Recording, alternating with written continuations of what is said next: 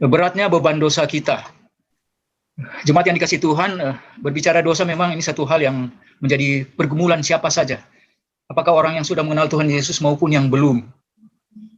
Dan dalam berbagai pembicaraan, mungkin banyak orang yang beranggapan bahwa penderitaan itu adalah beban terberat yang dijalani kehidupan manusia.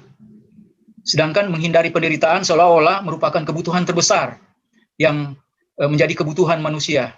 Namun sesungguhnya adalah dosalah yang menjadi masalah terbesar kita. Dan yang menjadi kebutuhan utama, kebutuhan terbesar kita adalah keselamatan itu sendiri. Nah, penderitaan dan dosa ini dua hal yang berjalan bersama-sama ya. Penderitaan akan menyingkapkan atau mengungkapkan dosa itu sendiri, sedangkan dosa ini adalah beban yang terberat yang membuat orang menderita. Jadi ini hubungan yang erat kaitannya satu dengan yang lain. Nah, jemaat yang dikasihi Tuhan, hubungan penderitaan dan dosa. Penderitaan menyingkapkan dosa. Ketika kita hidup, kita sesungguhnya kepingin sekali bebas dari pergumulan atau masalah, tetapi itu kan sulit. Dan sulit manusia menghindari hal tersebut. Kenapa? Karena ketika kita berjalan, sebagai manusia yang lemah, kita tak jarang bergesekan dengan orang lain, ataupun bergesekan dengan keinginan kita sendiri. Kita bisa saja berpikir bahwa Allah itu baik, dan kita merasa senang kepada Allah.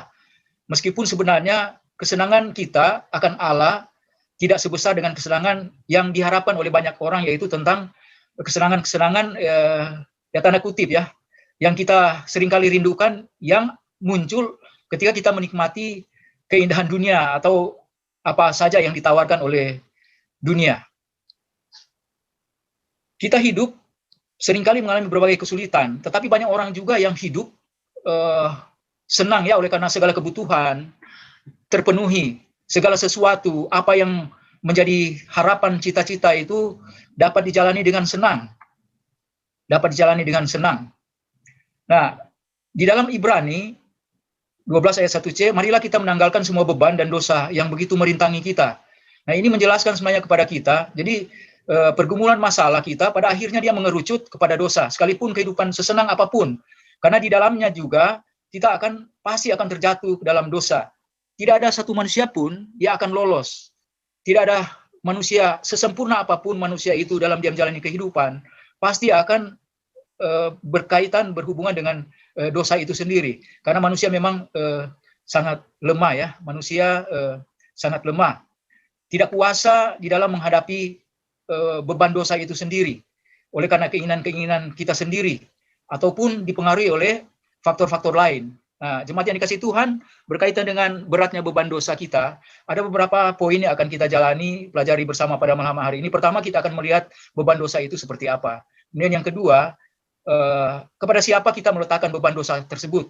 Kemudian yang terakhir, nah, pengakuan dosa di hadapan Tuhan itu sangat penting. Sepenting apa? Di sini dikatakan kita mengaku dosa bahkan setiap hari atau setiap saat. Kita lihat pada poin 1, melihat beban dosa itu sendiri. Nah, jemaat yang dikasihi Tuhan, dosa biasanya diliputi dengan hal-hal negatif ya. Orang memandangnya seperti itu. Orang memandangnya seperti itu. Jadi dosa diliputi dengan hal-hal yang sifatnya negatif.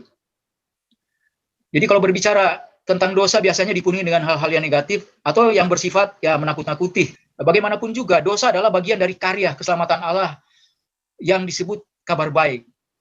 Jadi seperti itu. Ya, meskipun benar bahwa dosa itu sendiri ya tidak baik, tetapi melihat keberdosaan diri kita ini adalah hal yang baik. Jadi ini permainan kalimat ini cukup menarik. Meskipun benar bahwa dosa itu sendiri tidak baik, tetapi melihat keberdosaan diri kita adalah hal yang baik. Jadi maksudnya kita memahami, mengerti bahwa itu adalah dosa dan adalah dosa. Seperti itu. Nah, yang tidak baik di sini adalah dosa kita anggap biasa-biasa mungkin atau dianggap tidak baik. Dianggap baik, seperti itu. Jemaat yang dikasihi Tuhan, di dalam Yohanes 10 ayat 10 dikatakan, pencuri datang hanya untuk mencuri dan membunuh dan membinasakan. Tetapi aku datang, Yesus, supaya mereka mempunyai hidup dan mempunyainya dalam segala kelimpahan. Mengaku dosa adalah hal yang penting sekali dalam kehidupan kita ya, sebagai umat yang percaya kepada Tuhan. Nah, jemaat yang dikasihi Tuhan, ketika kita menyadari bahwa itu adalah dosa, itu berlawanan dengan kehendak Allah, bahwa dosa adalah bertentangan dengan karakter-karakter Kristus. Ketika kita menyadari beratnya beban dosa, ini akan mendatangkan berkat atau hal-hal positif dalam kehidupan kita. Jadi ketika kita menyadari beratnya dosa, ya, ini akan mendatangkan berkat atau hal positif dalam kehidupan kita. Ada 3 poin yang akan saya jelaskan berkaitan dengan menyadari akan beratnya beban dosa dan dampaknya dalam kehidupan kita. Yang pertama, menyadari beratnya beban dosa kita akan mendorong kita untuk datang kepada Tuhan Yesus. Nah, kita datang kepada Tuhan Yesus ini sebagai karya atau kerja dari Roh Kudus. Rohlah yang bekerja menolong kita agar insaf akan dosa kita. Di dalam Yohanes 16 ayat 8 dikatakan, dan kalau ia datang, ia akan menginsafkan dunia akan dosa, kebenaran, dan penghakiman.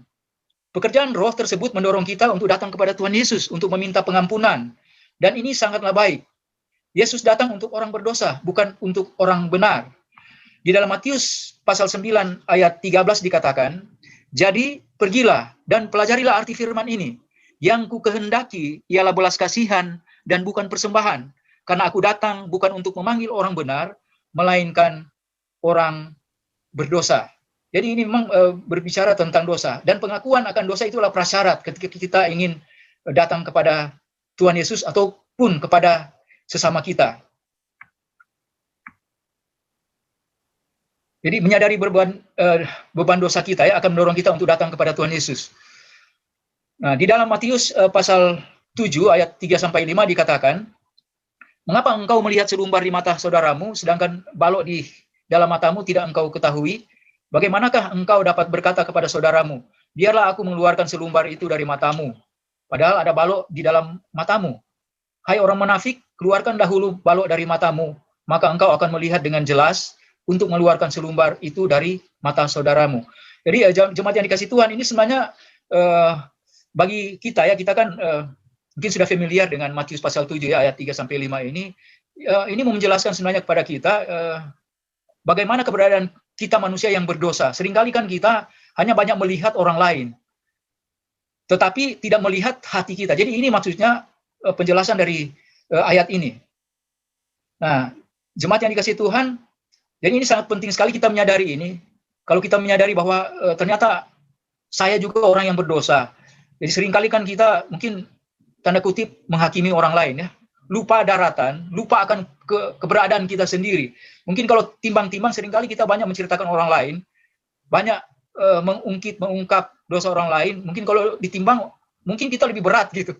Jadi seperti itu. Jadi kita dituntun, diarahkan untuk melihat dosa kita memang. Mengaku dosa adalah hal yang penting sekali dalam kehidupan umat manusia atau kehidupan orang-orang percaya. Nah, paling tidak jemaat yang dikasih Tuhan, kita tidak menjadi seperti seorang anak kecil ya. Kalau anak kecil seringkali kalau mungkin dia disuruh meminta maaf ya karena melakukan kesalahan, misalnya dia memukul temannya dengan mungkin boneka atau dengan buku atau pensil, dia meminta maaf.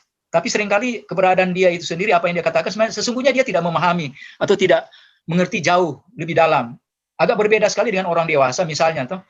Kalau seorang bapak menabrak motor yang diparkir, dia hanya datang, oh, minta maaf ya, saya sudah tabrak motormu, gitu. Hanya sampai di situ. Nah, ya, yang parah mungkin ya tidak ada ganti rugi atau apa, dan yang lebih parah adalah bahwa dia hanya mengungkapkan itu hanya sebatas korban dan dia sendiri, tidak melihat ke hatinya begitu, seperti itu. Tidak melihat ke hatinya bahwa apa yang dia lakukan itu adalah pelanggaran kepada firman Tuhan. Nah, kita umat Tuhan diarahkan seperti itu di malam hari ini, untuk melihat segala sesuatu itu dikonekkan dengan Tuhan ya. Ketika kita berbuat salah, kita memang harus datang kepada Tuhan untuk mengaku dosa kita kepada Tuhan. Jadi seperti itu. Jadi kita menjadi memang betul-betul orang yang dewasa rohani, yang melihat keberadaan kita dari hati kita. Nah, kalau kita melihat keberadaan orang lain, seringkali kita tidak melihat keberadaan hati kita sendiri, bahwa kita juga adalah orang-orang yang berdosa ketika kita membicarakan keberadaan orang lain yang mungkin kalau saya bilang tadi, kalau ditimbang mungkin dosa kita itu, mungkin orang yang berbicara jauh lebih berat dibanding dengan orang yang kita bicarakan, seperti itu. Kemudian yang kedua, jemaat yang dikasih Tuhan, ketika kita menyadari beratnya beban dosa kita, akan menjadikan kita orang yang rendah hati. Nah, jemaat, kesadaran akan dosa mendatangkan kerendahan hati. Bukan perasaan malu atau merasa hina ya. Ketika kita menyadari akan dosa kita, kita memang pemikiran kita tidak diarahkan untuk satu yang membuat kita malu atau merasa kita hina. Karena ini merupakan refleksi sebenarnya dari Yesus sendiri yang bersinar terang bagi dunia ya, bagi kita. Jadi kita memandangnya itu sebagai cermin dari karakter Kristus sendiri. Kalau kita memahami, menyadari akan dosa itu sendiri. Di dalam Lukas pasal 18 ayat 13 hingga ayat yang ke-14 dikatakan seperti ini. Tetapi pemungut cukai itu berdiri jauh-jauh, bahkan ia tidak berani menengadah ke langit, melainkan ia memukul diri dan berkata, "Ya Allah, kasihanilah aku orang berdosa ini. Aku berkata kepadamu, orang ini pulang ke rumahnya sebagai orang yang dibenarkan Allah, dan orang lain itu tidak. Sebab barang siapa meninggikan diri, ia akan direndahkan, dan barang siapa merendahkan diri, ia akan ditinggikan." Nah, jemaat yang dikasih Tuhan, salah satu tujuan kita hidup bersama seperti ini. Jadi memang ada kerendahan hati, ada kerendahan diri. Tapi bukan juga yang disebut dengan GR atau gede rasa begitu ya. Itu lebih arahnya ke malu atau hal lain. Nah, ketika kita hidup bersama, kita memiliki tujuan sebenarnya yang sama ya. Untuk kita bisa hidup baik, kita saling mengenal satu dengan yang lain. Tapi terlebih di dalamnya adalah ketika kita bersosial ya, kita akan mengenal keberadaan diri kita sendiri itu, terutama dosa-dosa yang kita lakukan terhadap sesama. Nah, dengan ini menyadarkan kita agar kita dengan cepat untuk dapat mengungkapkan di hadapan Tuhan dan di hadapan sesama. Jadi ini memang kalau bicara di hadapan Tuhan berarti connect-nya dengan hati kita dengan Tuhan ya. Tidak seperti kalau anak kecil ya sebatas di diri anak itu sendiri. Dia tidak. Kalau ini terjadi kepada orang dewasa kan ini sangat disayangkan, apalagi kita sebagai orang-orang percaya. Jadi memang kita harus sadar itu bahwa itu adalah kita melawan kehendak atau melanggar firman Tuhan. Jadi setiap pelanggaran yang kita lakukan kita harus sadari itu bahwa itu adalah pelanggaran kita kepada Allah, kepada kebenaran firman Tuhan. Kemudian yang ketiga, menyadari beratnya beban dosa kita itu merupakan awal dari kekuatan dan percaya diri. Nah, seorang arsitektur untuk membuat satu gambar bangunan ini mempertimbangkan sekali soal kekuatan, letak kekuatan satu bangunan. Nah, ketika kita sadar bahwa beratnya beban dosa kita ini adalah satu awal kekuatan. Jadi akan terbentuk satu kekuatan dan akan membuat kita menjadi orang yang percaya diri. Ketika kita dapat melihat dosa kita, ini berarti kita sedang melihat pekerjaan Roh Kudus yang bekerja dalam diri kita, menginsafkan kita, membuat kita sadar, membuat kita memahami bahwa dosa itu melanggar kehendak Tuhan. Dosa itu melanggar kehendak Tuhan. Jadi pekerjaan Roh Kudus ini menginsafkan kita. Kekuatan rohani yang digambarkan di sini seperti pergumulan, kelemahan, merasa membutuhkan pertolongan, atau merasa tidak berdaya. Nah, kita tidak boleh merasa ini satu hal yang lemah dalam kehidupan kita. Justru ketika kita bergumul ya, kita merasa lemah. Berarti kan kalau kita lemah kita butuh satu kekuatan. Kepada siapa kekuatan itu kita dapatkan? Ya dari Tuhan itu sendiri. Kalau kita membutuhkan pertolongan, berarti kita sadar ini kita manusia yang lemah, yang membutuhkan pertolongan. Kepada siapa? Selain daripada Tuhan itu sendiri. Ketika kita merasa tidak berdaya, tidak berbuat apa-apa, kita punya sandaran yang kokoh, yaitu Tuhan kita, Yesus Kristus. Atau dengan kata lain juga dikatakan di sini bahwa aku sangat memerlukan Yesus. Nah, bagi kita yang insaf akan dosa akan melihat suatu yang baik di dalam diri Tuhan kita, Yesus Kristus. Nah, jemaat yang dikasih Tuhan, kita ketika dalam area ini memang kita tidak perlu lagi bersembunyi di hadapan Tuhan ya, dan kita akan terus dikuatkan oleh Tuhan dalam kita menjalani kehidupan kita. Nah, dosa yang kita sadari itu kita harus meletakkan pada objek yang benar, pada tempat yang benar. Nah, kepada siapa? Yaitu kepada Tuhan kita, Yesus Kristus. Nah, pada bagian B ini meletakkan beban dosa. Jadi beban yang dimaksud di sini adalah beban dosa ya. Beban dosa yang membuat kehidupan kita mungkin tertekan, yang membuat hidup kita menderita. Di dalam Mazmur 51 ayat 6 dikatakan, terhadap engkau, Allah, terhadap engkau sajalah aku telah berdosa dan melakukan apa yang kau anggap jahat, supaya ternyata engkau adil dalam putusanmu, bersih dalam penghukumanmu. Nah, ini yang paling penting. Jadi ketika kita menyadari jemaat Tuhan bahwa dosa itu pelanggaran terhadap firman Tuhan, maka Allah di dalam Tuhan kita Yesus Kristus mau menyambut kita apa adanya. Ini yang paling penting sekali ya. Tuhan mau menyambut kita apa adanya. Berbeda mungkin dengan sambutan manusia ya, mempertimbangkan segala sisi untuk menerima seseorang itu, mempertimbangkan segala sisi. Tapi Tuhan, Dia mau menyambut kita apa adanya di dalam kehidupan kita hari lepas hari. Istimewa dalam ketika kita di dalam bergumul ya, dalam bergumul. Umat Israel dalam perjalanan kehidupan ya, ketika umat keluar dari perbudakan bangsa Mesir, sangat-sangat membutuhkan pertolongan Tuhan. Walaupun memang disadari di dalam mereka menjalani kehidupan, ketika mereka dipimpin dalam perjalanan keluar dari perbudakan bangsa Mesir, banyak sekali gesekan dengan pemimpin mereka, yaitu Musa itu sendiri. Di dalam Keluaran 16 ayat 8 dikatakan, lagi kata Musa, jika memang Tuhan yang memberi kamu makan daging pada waktu petang dan makan roti sampai kenyang pada waktu pagi, karena Tuhan telah mendengar sungut-sungutmu yang kamu sungut-sungutkan kepadanya, apalah kami ini? Bukan kepada kami sungut-sungutmu itu, tetapi kepada Tuhan. Nah, jemaat yang dikasih Tuhan, ini kita diarahkan pada hal-hal mungkin yang menjadi kebiasaan kita ya. Kalau bersungut-sungutan atau selalu menggerutu, ini seringkali sudah menjadi budaya tiap orang mungkin ya.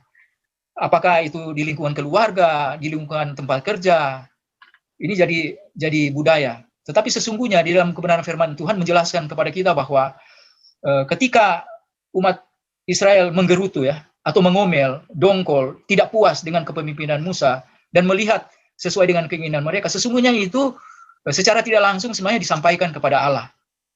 Nah, sesungguhnya itu disampaikan langsung kepada Allah. Tanpa disadari ini adalah dosa yang memang sudah dilakukan oleh umat Israel yang, dan sadar tidak sadar seringkali jemaat Tuhan, ini seringkali terjadi dalam kehidupan kita umat manusia berjemaat, atau dalam berkeluarga, atau dalam lingkungan tempat kerja kita ya, di lingkungan tempat kerja kita.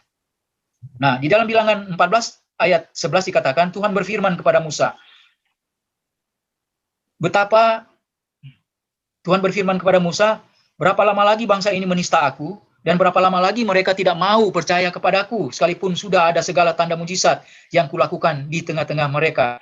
Jadi ini umat Israel tidak menyampaikan langsung secara fakta kepada Tuhan ya, maksudnya berhadapan muka begitu atau dalam momen seperti apa sama-sama dengan Tuhan. Ini lewat Musa. Seringkali Tuhan menghadirkan siapapun dalam kehidupan kita ya, dimanapun kita berada, Tuhan menghadirkan orang-orang yang Dia percaya. Sadar tidak sadar seringkali kita sebenarnya sudah menyakiti atau melawan. Nah, ini sama saja dengan kita sudah sudah menista Tuhan ya. Sudah melawan Tuhan, keinginan-keinginan Tuhan. Nah, pada malam hari ini kita diingatkan untuk kita senantiasa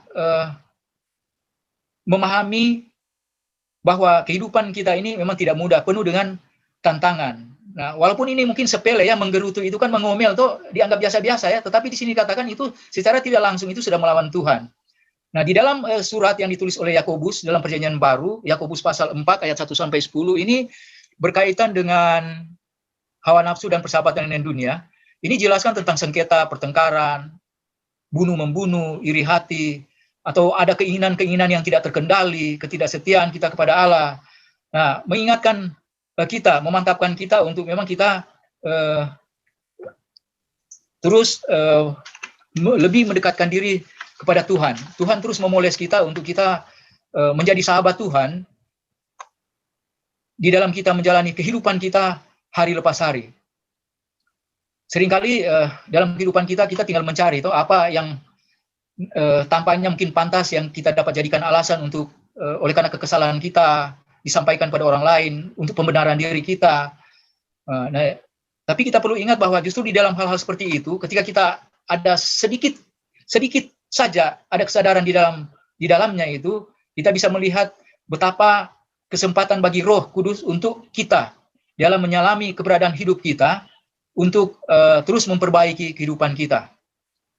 Marilah kita senantiasa terus mengingat akan pemahaman-pemahaman, pengertian-pengertian tentang hati kita, dalam kita memahami lebih jauh apa-apa yang kita sampaikan itu dalam situasi kondisi yang seringkali memang kelihatan itu sangat-sangat merugikan kita dalam kehidupan kita hari lepas hari. Perilaku buruk bahkan yang sudah diterima secara budaya seperti yang saya katakan tadi, sedikit menggerutu saja itu sudah tidak berkenan di hadapan Tuhan. Dan ini memperlihatkan kemana kita meletakkan kesetiaan kerohanian kita di hadapan Tuhan dan di hadapan sesama. Dan melalui pengakuan dosa kita akan mengundang Allah untuk menyoroti kesetiaan-kesetiaan rohani kita yang seringkali tidak seimbang atau terbagi-bagi dalam kehidupan kita. Jadi memang harus ada keseimbangan dan utuh di dalam Tuhan. Kemudian di bagian ketiga tentang mengaku dosa setiap hari. Nah, jemaat yang dikasihi Tuhan, di dalam Matius pasal 6 ayat 12 dikatakan, dan ampunilah kami akan kesalahan kami, seperti kami juga mengampuni orang yang bersalah kepada kami. Ini adalah sebuah pengakuan. Jemaat yang dikasihi Tuhan, tidak ada seorang pun yang sedemikian buruk sehingga dosanya tidak bisa diampuni. Kitab suci juga mencatat bahwa di antara umat Allah ada para pembunuh, maksudnya seperti Musa, kemudian Yakub yang disebut juga penipu, dan juga ada Daud yang disebut dengan pesina. Dengan demikian tidak ada seorang pun yang dapat mengatakan bahwa dirinya berada di luar jangkauan belas kasihan Allah. Nah, artinya Musa, Yakub, dan Daud mereka melakukan hal-hal juga yang tidak berkenan kepada Tuhan, tetapi pada akhirnya juga mereka diberkati Tuhan. Oleh karena perubahan-perubahan yang dialami, oleh karena melihat kedalaman hati mereka dapat melihat kedalaman hati dan menghubungkannya dengan Allah itu sendiri. Jadi ini intinya apa yang kita lakukan itu kita hubungkan dengan Tuhan. Sekalipun mungkin anak-anak mencuci piring dihubungkan dengan Tuhan. Nah, itulah yang seringkali dibilang itu memuliakan Tuhan. Sekalipun menyapu, kalau kita lakukan itu untuk Tuhan, kita memuliakan Tuhan di dalamnya. Banyak kali kan seringkali mungkin menyapu, mencuci pakaian dan lain-lain yang kelihatan ringan sebenarnya. Tetapi di hadapan Tuhan itu mulia adanya ketika kita menghubungkannya bersama Tuhan. Seringkali kita mungkin cuma hektar-hektar kertas ya, atau kita mungkin bersih-bersih meja di kantor. Ketika kita memahami itu, saya lakukan untuk Tuhan. Nah, inilah melihat kedalaman hati. Inilah yang dimaksud dengan melihat kedalaman hati. Jadi memang itu bukan hanya di luar saja seperti itu. Jadi betul-betul kita memahami dan menyadari. Nah, di sisi lain jemaat, tidak ada seorang pun yang sebegitu baik sehingga hanya perlu mengaku dosa mungkin 1 tahun 1 kali. Jadi ini memang di sini kan judulnya tuh mengaku dosa setiap hari. Jadi memang setiap hari. Kalau kita mengaku dosa 1 tahun itu orang yang tinggi hati, itu merasa orang bisa, itu merasa orang hebat. Nah, di sini kita diajarkan untuk mengaku dosa setiap hari, bahkan setiap saat ketika kita menyadari bahwa kita telah melakukan kebenaran firman Tuhan.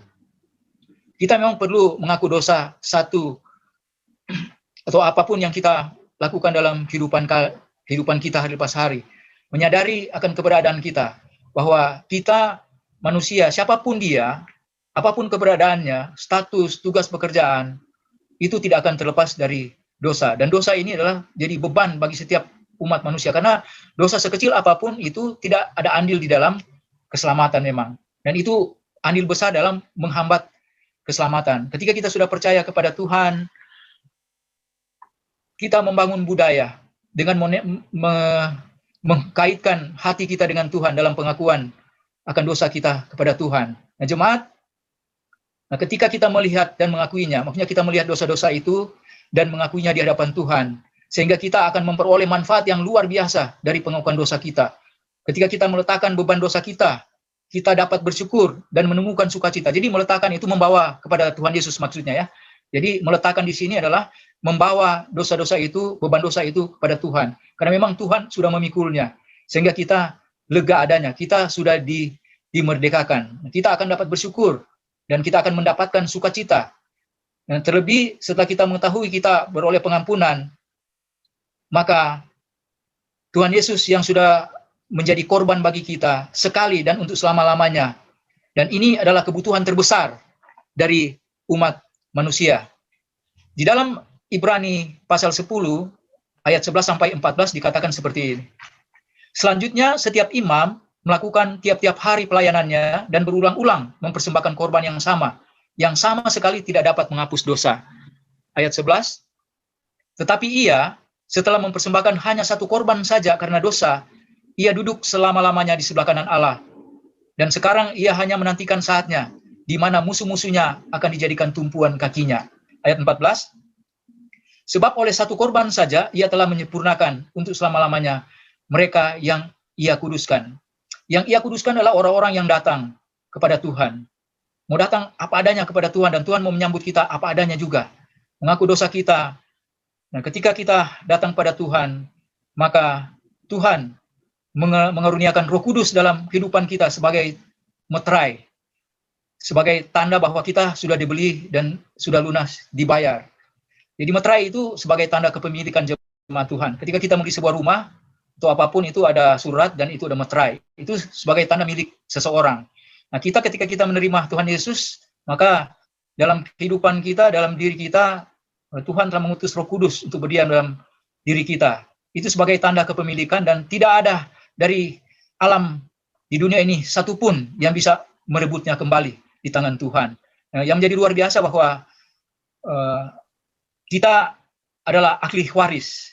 Karena kita adalah anak-anaknya, maka kita adalah ahli waris. Dan yang luar biasa adalah kita diberikan kuasa. Ketika kita merayakan hari kebangkitan Tuhan Yesus yang kita sudah lalui, dan ini tentunya menjadi kekuatan bagi setiap orang yang percaya kepadanya, maka kita juga diberikan kuasa untuk bangkit dari kematian. Ini sangat-sangat luar biasa dan menjadi kekuatan bagi setiap kita orang percaya. Jemaat yang dikasihi Tuhan, mengakhiri kebenaran firman Tuhan pada malam hari ini, meskipun beban dosa sangatlah berat, kita harus mengakuinya dan meletakkan beban dosa kepada Tuhan Yesus. Jadi maksudnya kita datang mengaku di hadapan Tuhan, dan kita akan bersyukur dan bersukacita, sebab kita tahu bahwa dosa kita sudah diampuni oleh Tuhan Yesus. Dan yang menjadi kebutuhan terbesar kita adalah bukan masalah bebas dari penderitaan atau menikmati kehidupan yang sangat menyenangkan, tetapi yang menjadi kebutuhan terbesar kita adalah pengampunan, sehingga kita beroleh anugerah keselamatan dari Tuhan kita Yesus Kristus. Demikianlah kebenaran firman Tuhan yang sudah menjadi berkat bagi kita semua, dan biarlah lewat kebenaran firman Tuhan ini akan menuntun kita untuk hidup bersama dengan Tuhan dalam kehidupan kita hari lepas hari.